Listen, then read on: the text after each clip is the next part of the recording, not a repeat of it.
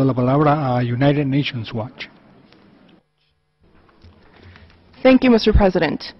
UN Watch wishes to thank the Special Rapporteur for his valuable report, which documents an alarming pattern of persistent violations of human rights by the government of Belarus.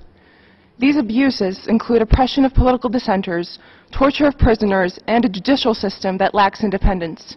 Sadly, virtually zero progress has been made since we all met here to discuss Belarus last year.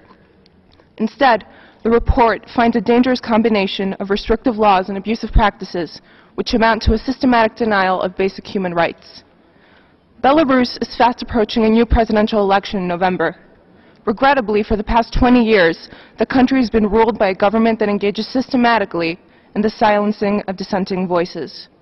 For example, one of the country's leading human rights defenders, Alice Bialyatsky, was put behind bars in August 2011 on trumped-up charges. For 1,052 days, he was deprived of his liberty, subjected to psychological and physical pressure, and to arbitrary forms of disciplinary punishment.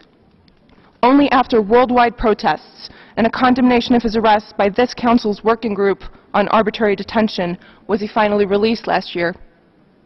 The case of Mr. Bialyatsky is hardly unique. In May 2014, 37 other activists were arrested by the government on decidedly frivolous grounds.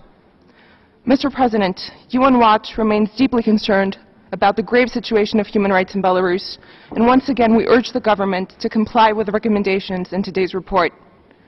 Given the total absence of accountability mechanisms, we ask the Special Rapporteur, would the creation of a commission of inquiry into the situation of human rights in Belarus help advance the cause of human rights and justice for its long-suffering population? Thank you, Mr. President.